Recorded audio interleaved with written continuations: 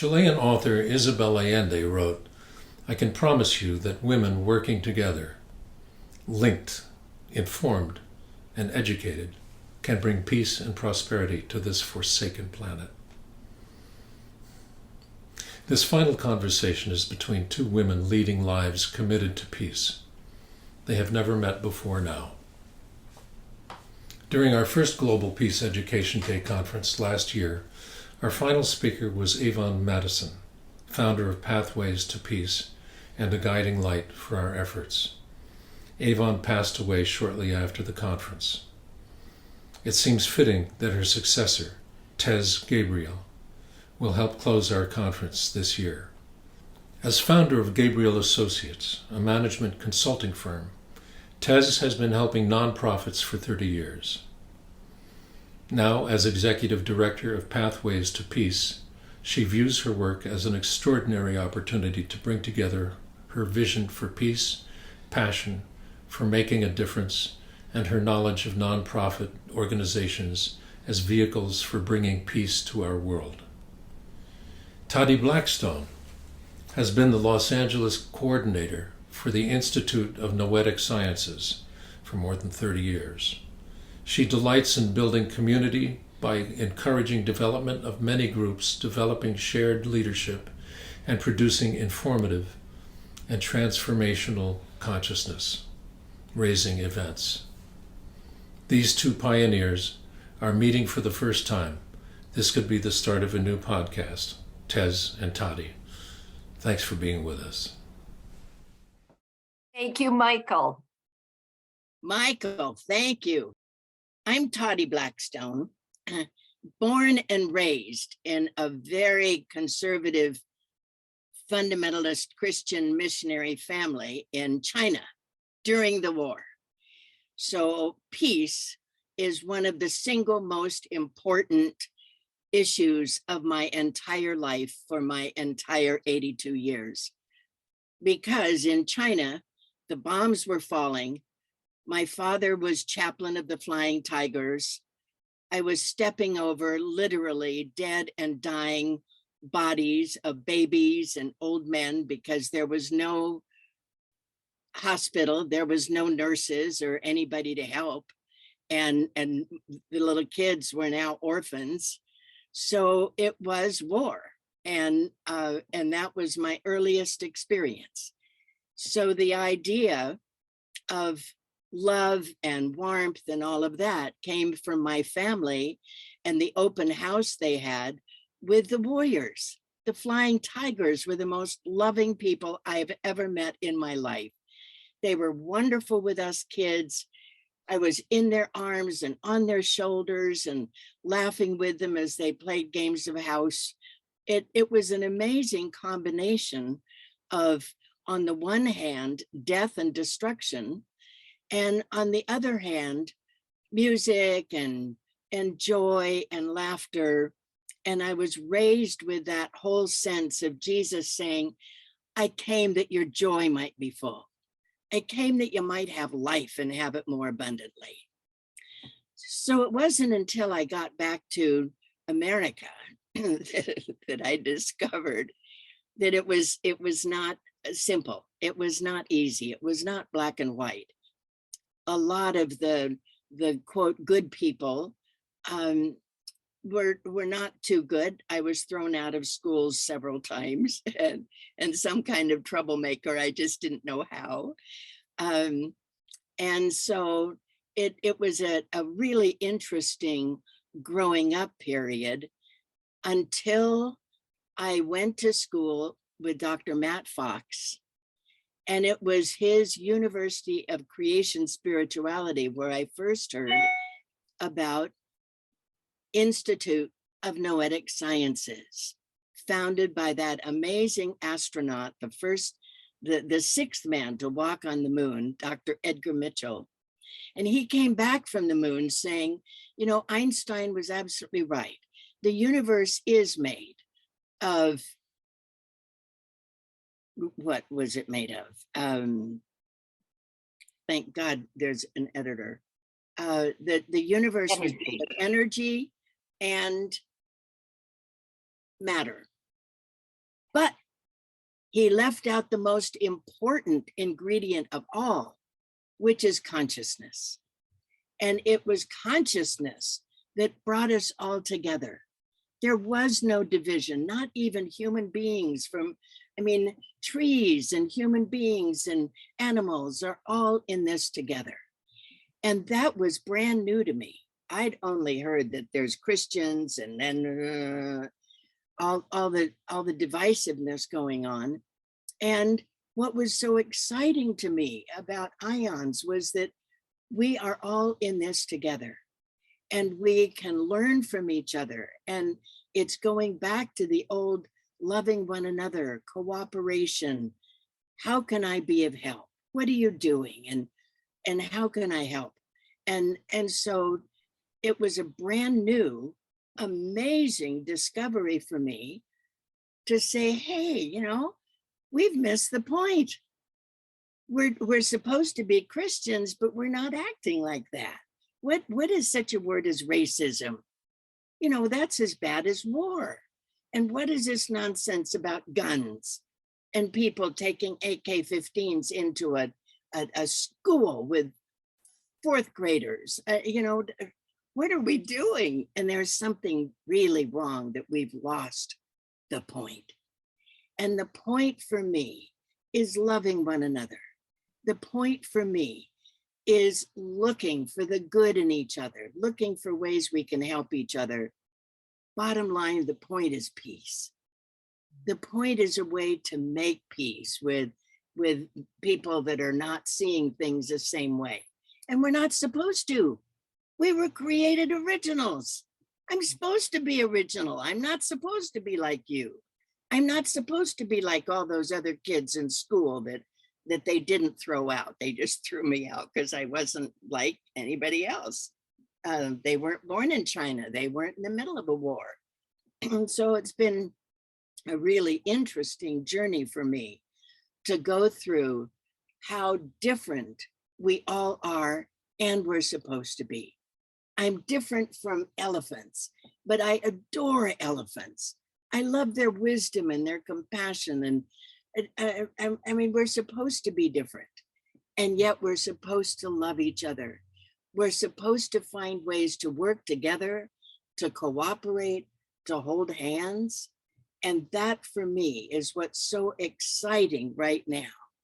And I owe it all to Dr. Matt Fox, to Edgar Mitchell, to IONS and their continuing. Do you know that this institute has more diverse scientists from different backgrounds than any place on the planet, all focused on researching consciousness? I think that's thrilling. I think there's so many different things to learn from, and that's one of my favorites. So the whole idea of our being in peace, our being in love, in cooperation, in gratitude for each other and our differences. I think that's so important. And you know what? We're all capable of it. We all know how to say thank you. We all know how to say, wait a minute, I don't understand that. Would you explain it one more time without pulling out a gun and four-letter words? I don't think we need to do that. And so the idea of our working together, of our taking this opportunity today, together, that's the last line of Jane Goodall's book, together we can create a world that is better for every living thing. And that's what's exciting to me at this age before I leave the planet, is to see if there's a way I can be of help. I can be of some kind of service to figure out, how do we hold hands? How do we do this together stuff? And that's what I'm going to turn this over to Tez, my new best friend. And I'm so excited to be part of this duo and this conversation. Thank you for including me. Tez, tell us about yourself. Tadhi, thank you so much. I just love everything that you said, and I love the opportunity to just do some piggybacking off of what you've shared, which is so powerful. And so I am Tezakaya Gabriel. I am the Executive Director of Pathways to Peace. Pathways to Peace, we are about to celebrate our 40th anniversary as a peace building organization. And we are a UN peace messenger organization, so we work closely with the UN. We have consultative status with ECOSOC and the Department of Global Communications. So even though we work with the UN, we also work outside of the UN with peace building projects around our world. So I'd just like to thank everyone for allowing us to be here today. What an honor and what a privilege to be able to advance some ideas, some thinking, some opinions around peace education. And so I'm going to talk just a little bit about peace and education. And so maybe beginning with education. So we all know that one of the greatest single factors in raising successful adults is success in education, particularly success in school. And we know also these days that a young child's brain is 85% developed by the age of 3 years old. And so there's not a lot of information I can give you that we all don't already know. We also know that there are a lot of factors that prohibit the development of healthy brains in children. And many of those factors certainly are outside of the control of the child, and many as well are outside of the control of the family. Things like violence in the home or the community, mobility, homelessness, hunger, poverty, all of those things prohibit healthy brain development. And so we invest in early childhood education. We invest in family support. We train teachers on trauma-informed practice. We look at all of the ways in which we can reverse the cycles that are in place for children to not exceed and then not exceed as adults in our culture. And so we know this, all the studies tell us this. And so all of those things are good, all of them are right.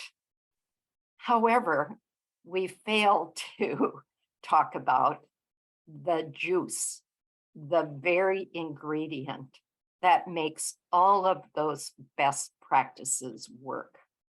And that juice, as you said so beautifully, Tahdi, is love.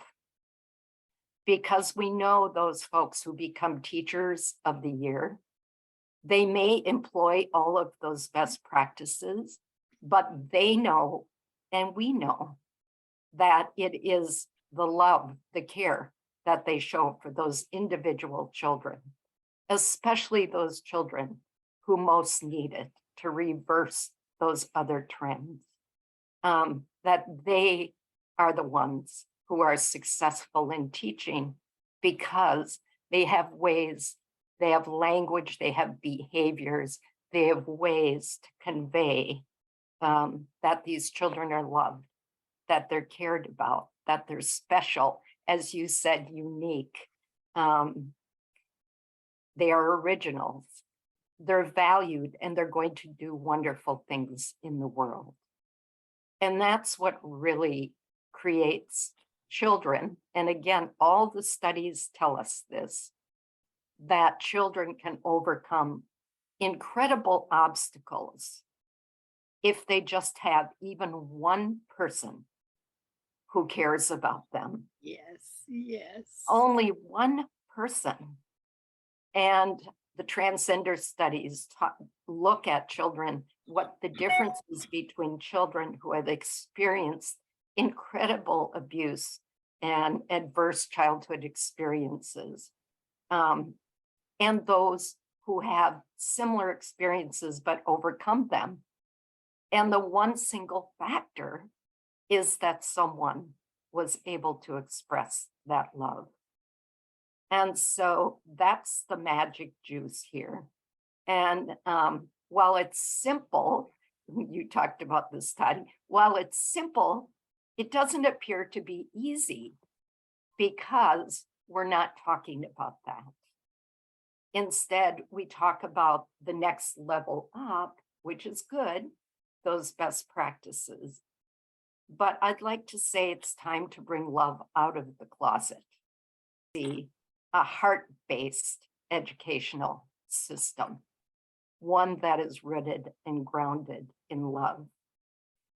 And so for me, that's what gives me hope, because I know that each of us, even if we touch the lives of one child, let them know how much they are cared for, how much we believe in them, how much we love them, all of the expressions of that unconditional love, that it's all worthwhile.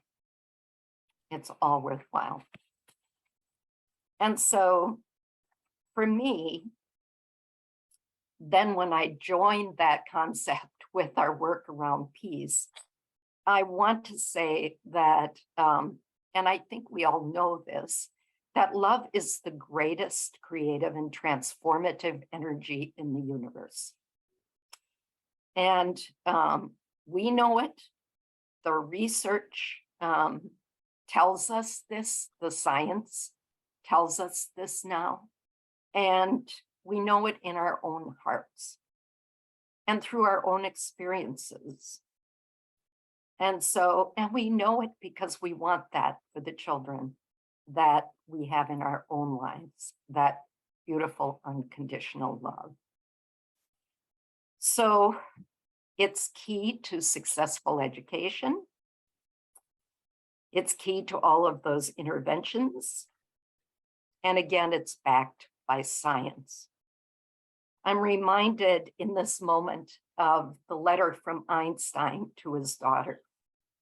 And I invite anyone who is present with what it is we're here to say today to Google Einstein's letter to his daughter if you haven't read it.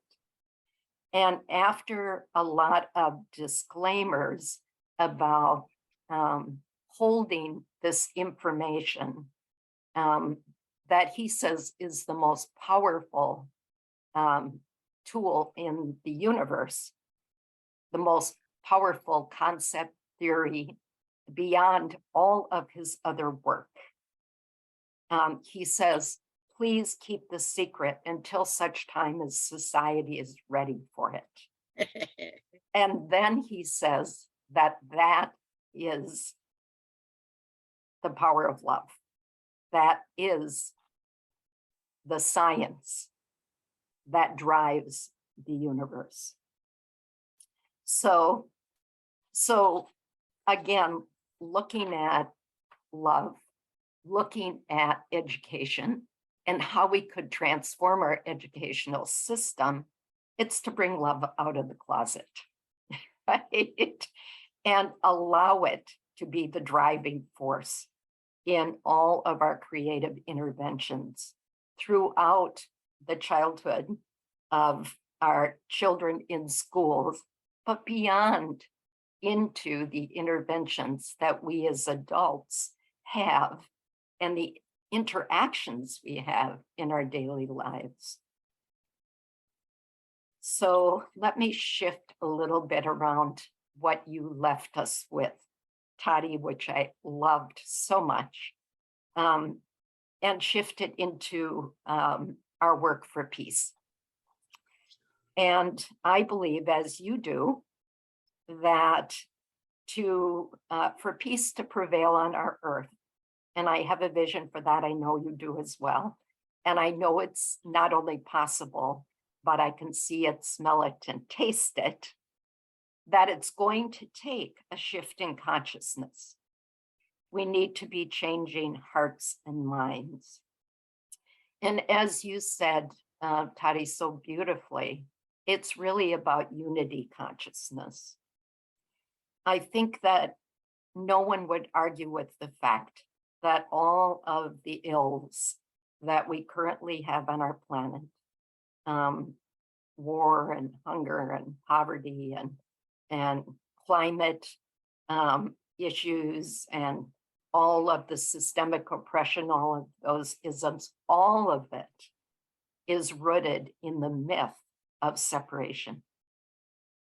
Somehow, some way, we bought into a myth that we are all separate. Even though the science, physics, cosmology, our spirituality all intersect today to tell us we can't be separate.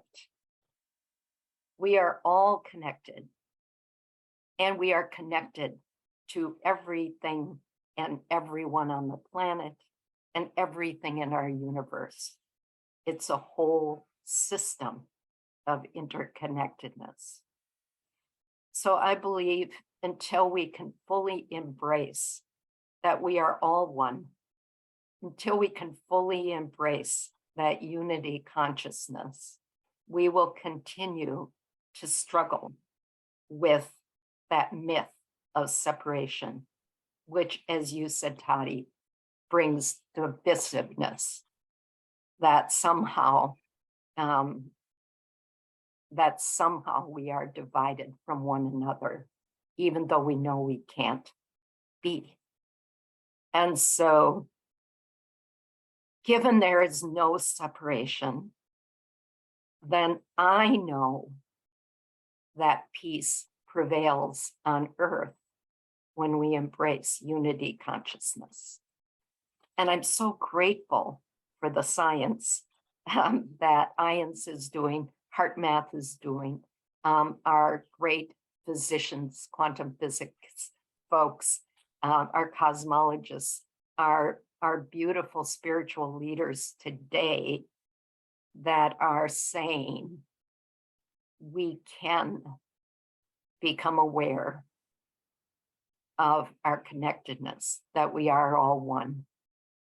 And when we can embrace that in masses, because I believe we're really close to that 100th monkey, that critical mass change, then we will see what we know to be heaven on earth. And it's rooted in that unity consciousness.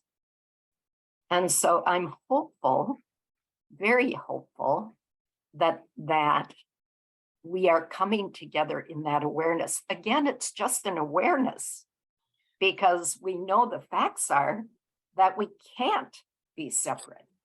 We are all one and all connected, but we often don't have an awareness of that.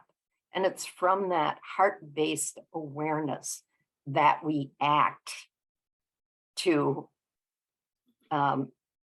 practice unity behaviors and actions. So I'm hopeful, because I can see that people with unity consciousness are coming together in collaboration and talking about how to move forward in unity consciousness, increasing the field of peace consciousness. By the way, it's all the same. It's about consciousness.